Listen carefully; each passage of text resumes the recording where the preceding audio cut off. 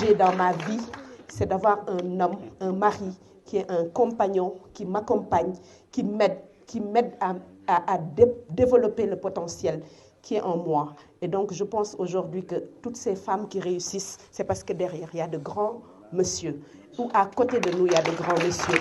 Et nous leur disons merci. Parce que nag jigéen bu nekk sa jëkkër mooy sa kilifa te su la teree mu neex la mu naqari la da ngay bàyyi. Donc boo amee di exposer sa bopp sur la scène publique, sur la scène politique, c'est parce que tu as un grand monsieur qui t'accompagne. Et merci à nos hommes qui nous aident à être ceux et celles que nous sommes aujourd'hui. Et à côté de ça, il faut une famille qui t'accompagne.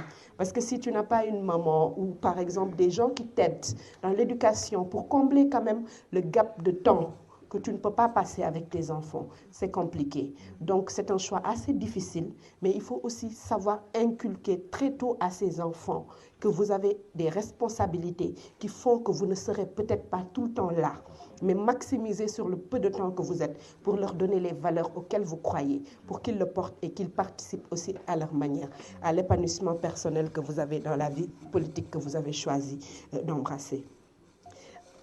J'ai beaucoup aimé aussi l'intervention de mon frère, qui est un appel du cœur. Moi, je ne parle même plus du projet de PASTEF. Je ne parle plus de Ousmane. Je ne parle plus de tout ça parce que je suis convaincue qu'au fond de nous, on partage ces valeurs. Nous savons que demain, l'Afrique se fera. L'Afrique est en train de se faire. Est-ce que cette Afrique se fera sans nous? Nous avons décidé que non. Beaucoup d'entre nous aujourd'hui sacrifions notre temps, notre énergie pour réfléchir, pour proposer des choses, pour être dans des réunions à 22h, 23h, pour participer à l'élaboration d'un programme. Tout ça, c'est parce que nous croyons que la solution est en nous. Et que cette solution aujourd'hui, cette somme d'énergie, nous permettra forcément de reprendre notre destin en main. Et donc, pour rejoindre Maman Hadi Sama Tourondo, je dirais juste que vous avez parfaitement raison.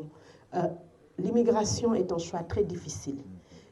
Et qu'aujourd'hui, notre souhait est que tous les Sénégalais, de quel bord qu'ils se trouvent, de quelles compétences qu'ils ont, qu'ils puissent le mettre à la disposition du Sénégal. Parce que tous les Sénégalais ne rêvent que d'une chose, c'est de travailler et de participer pour le développement effectif de notre continent et de nos pays respectifs. Donc, posons les bases de la reconstruction de cette Afrique que nous voulons pour permettre à cette génération d'immigrer, à ces compétences africaines, sénégalaises de la diaspora, de pouvoir retourner pour venir servir l'Afrique comme nous avons tous envie de le faire. Il faut poser les bases et je crois que PASTEF est aujourd'hui en train de poser de bonnes bases pour ça. Et enfin, par rapport à la question, quelle est la politique du parti par rapport au Quai d'Orsay? Je crois que nous sommes très clairs. Nous ne sommes pas contre les autres, mais nous sommes pour le Sénégal. C'est ce que le président Ousmane Sonko dit. Et dans les relations que nous devons construire avec les différents partenaires que nous aurons, ce sera des relations gagnant-gagnant. Fini les relations basées sur le néocolonialisme. Fini les relations obscures qui profitent à des lobbies. Il est temps que nous remettions les Sénégalais et le Sénégal au cœur des décisions politiques. Et je crois que c'est la force du projet de PASTEF. C'est notre projet de souveraineté pour permettre en fait de mettre au devant de la scène les intérêts d'abord des Sénégalais et des Africains avant de penser aux intérêts d'une quelconque nation. Les pays n'ont pas d'amis, ils n'ont que des intérêts. Donc enfin, nous les Sénégalais, intéressons-nous à nos intérêts et que nos ressources profitent à nos enfants, à notre pays et pas à un autre pays. Et bien évidemment, nous sommes ravis de retrouver Grand Baba. Il a vraiment participé à un moment où le projet était vraiment très compliqué en termes de financement. Moi, je me rappelle, c'était l'un des bracelets qui m'avait le plus marqué. Parce que je me disais que c'est un levier financier qui nous permettra de lever beaucoup d'argent. Et je crois qu'aujourd'hui, c'est grâce à ce projet qu'il a porté que nous avons ces nouveaux bracelets aujourd'hui qui ont inondé le Sénégal. Merci beaucoup pour votre générosité. Parce que ça, c'est de la générosité. L'avoir fait et l'avoir mis à la disposition du parti, je peux témoigner de ça. Parce que nous, nous PASTEF, il nous avait donné pour que nous puissions financer nos propres projets. Merci, Grand Baba. Que Dieu te le rende. en quintuple. Et finir par dire que suñu papa daf ñu delloowaat ci histoire en parlant de RND.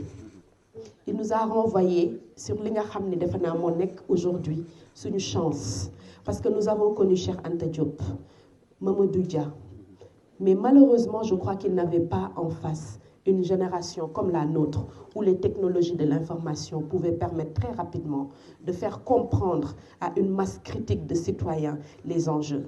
Et aujourd'hui, la chance que nous avons en tant que parti, c'est que nous sommes arrivés aujourd'hui à avoir une masse critique de citoyens conscients des enjeux. Et l'enjeu, c'est quoi? L'enjeu, c'est que chacun d'entre nous est porteur de changement. Chacun d'entre nous est capable d'apporter quelque chose à ce projet. Hommes, femmes, jeunes, Magou Pastef et j'en passe. Nous sommes tous les artisans du projet que nous portons.